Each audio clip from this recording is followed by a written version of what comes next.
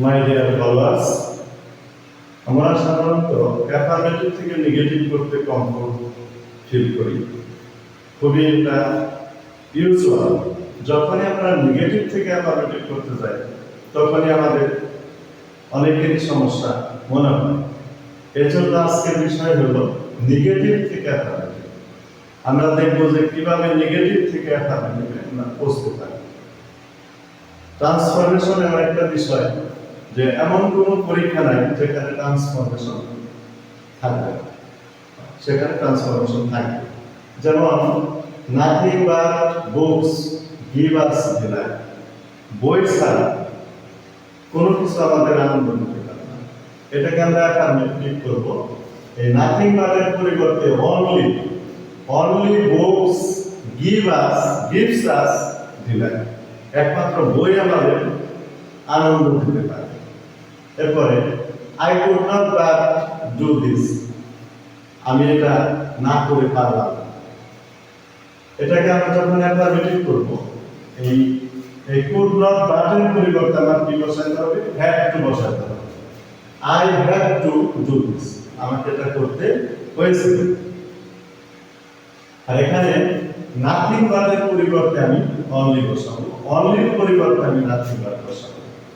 যেমন এখানে আছে gym was not more than 20। জিমের বয়স 22 বছরের বেশি নয়। এখানে নট মোর দ্যান এর পরিবর্তে আমরা কি বসাবো? অনলি বসাবো। অনলির পরিবর্তে আমরা কি বসাবো? নট মোর দ্যান বসাবো। জিম ওয়াজ অনলি 22, জিমের বয়স মাত্র 22 বছর। জিমের বয়স 22 বছরের বেশি নয়। আমরা নট মোরের পরিবর্তে অনলি বসাবো, অনলির পরিবর্তে আমরা নট মোর দ্যান বসাবো। আবার ক্যান নট হেল্প, এর পরিবর্তে সাধারণত মাস্ট ব্যবহৃত হয়। যখনই ক্যান নট হেল্প বসাবো তখন আমরা ভার্বের শেষে আইএনজি যুক্ত করব। তাহলে আমরা যখন অ্যাফার্মেটিভ করব, এই মোডালসের পরে সাধারণত ভার্বের কি হয়? Base form. তাহলে আমরা কি করব? You must, can not help এর পরিবর্তে must. You must obey your parents. মোডালসের পরে ভার্বের সব সময় প্রেজেন্ট ফর্ম হয়, বেস ফর্ম হয়। কোনো এস বাই এর যোগ হবে না, কোনো আইএনজি যোগ হবে না। যে কারণে আমরা আইএনজি উঠে শুধু ওবে বসেছি। এখন যদি এরকম থাকে যে 5 নাম্বার,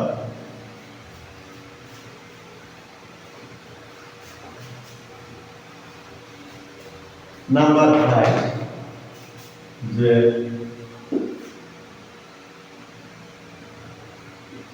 নাম্বার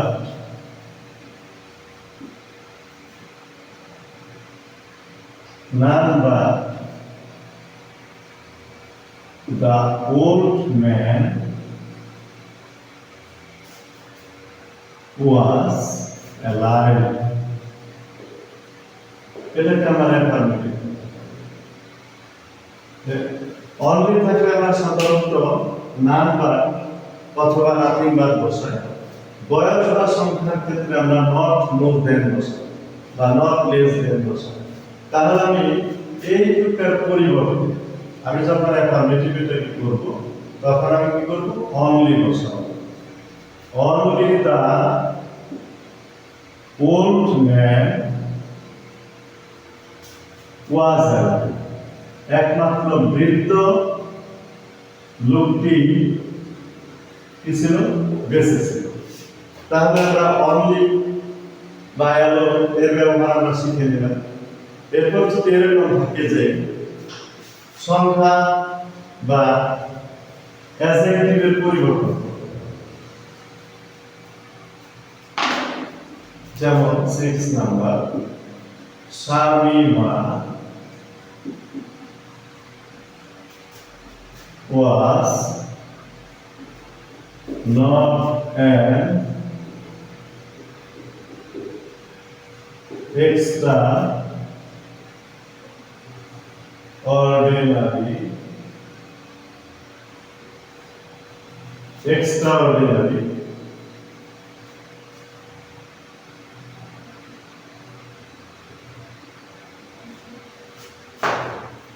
woman, এটাকে আমার কি করতে হবে? Affirmative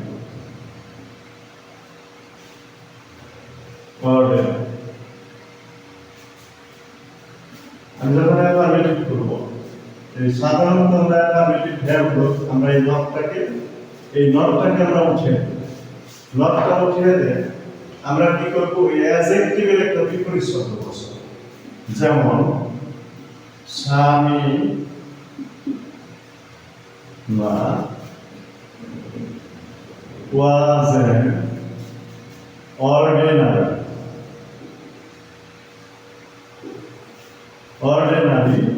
woman.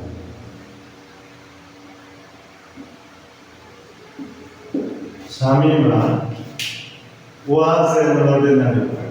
তাহলে আমরা কি করব? এই যে এক্সট্রা শব্দটা আমরা এটাকে ওমিট করে দেব। তাহলে আমার কি হবে? পূর্বের অবস্থায় চলে আসবে। যেমন শামিমা অসাধারণ মহিলা নয়, শামিমা একজন সাধারণ মহিলা ছিলেন। শামিমা সাধারণ মহিলা ছিলেন না, শামিমা একজন সাধারণ মহিলা ছিলেন।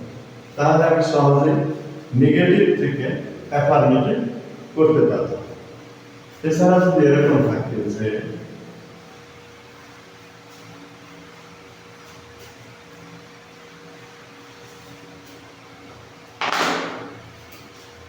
seven number, we shall never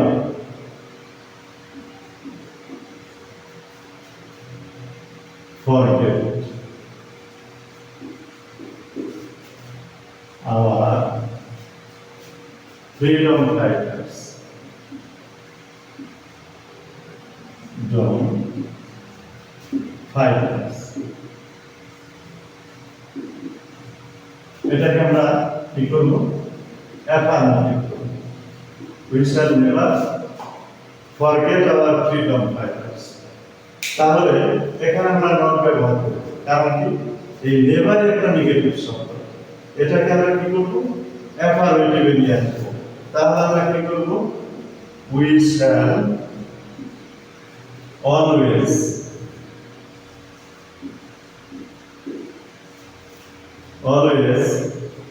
remember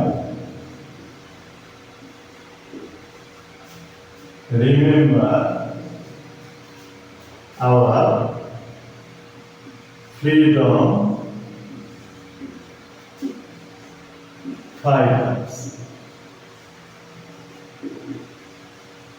আমরা অলওয়েজ এর বিপরীত নেভার এর বিপরীত অলওয়েজ, ফরগেট এর বিপরীত রিমেম্বার এর বিপরীত ফরগেট। আমরা একটা আরেকটা বিপরীত শব্দ নিয়ে আসলাম, এটা আবার নেগেটিভ থেকে পজিটিভ হয়ে গেল। যদি আবার এরকম থাকে যে এই নম্বরে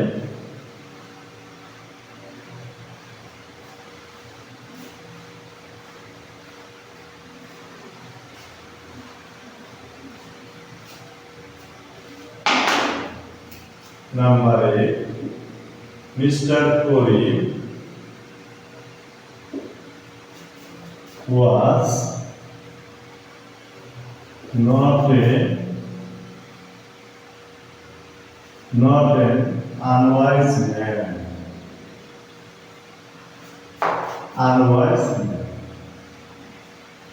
এখন এটাকে আমরা কিভাবে? আমরা প্রথমে সাবজেক্ট আর ভার্ব বসাবো। মিস্টার করিম was a, আমরা কি করব? আনওয়াইজের একটা বিপরীত শব্দ বসাবো। আনওয়াইজের একটা বিপরীত শব্দ বসাবো। কিরকম? আনওয়াইজের বিপরীত শব্দ হলো wise. Mister Karim was a wise man. Mister Karim was a wise man. তাহলে আমরা আনওয়াইজের একটা বিপরীত শব্দ বসাবো। আমরা নটটাকে উঠিয়ে দিলাম। যেহেতু অ্যাফার্মেটিভ, আমার অ্যাফার্মেটিভ করতে হবে, তাহলে আমার নটকে উঠে বিদায় জানাতে হবে। তাহলে এটা অ্যাফার্মেটিভ হয়ে যাবে। যদি এরকম থাকে যে এরকম টু বি ভার্ব নাই, তাহলে আমি কি করব? মোডালস নাই, টু বি ভার্ব নাই, মূল ভার্ব আছে। যেমন the man does not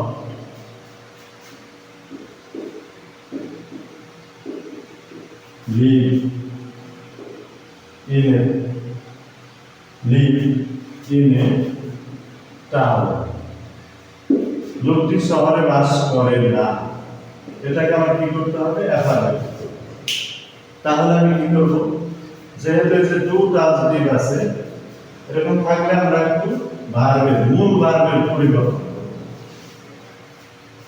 আমরা মূল ভার্বের পরিবর্তন করব কিরকম? যে the man lives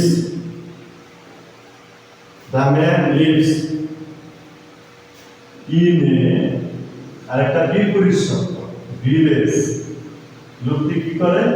গ্রামে বাস করে। লোকটি শহরে বাস করে না, লোকটি গ্রামে বাস করে। তাহলে আমরা অক্সিলারি ভার্ব বা টু বি ভার্ব না থাকলে আমরা ডু ডাজ ডিড এর সাহায্যে আমরা নেগেটিভ করব। আবার অ্যাফার্মেটিভ করার সময় ডু ডাজ ডিড উঠে দিয়ে মূল ভার্বের আমরা কিছু পরিবর্তন করব। অবশ্যই শিক্ষার্থী কিন্তু মাই ডিয়ার ফলোয়ার্স এটা খেয়াল করবে যে ডাজ নট থাকলে ভার্বের শেষে একটা কি হবে? এস বা ইয়ে যোগ হবে। এরপর যদি ডিড নট থাকে, যেমন ডিড নট যদি থাকে,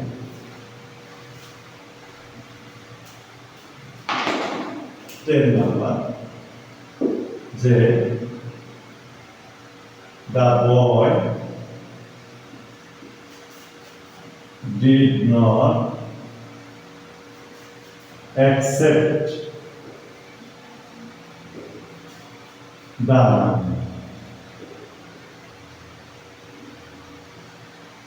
এটাকে আমরা অ্যাফার্মেটিভ করব।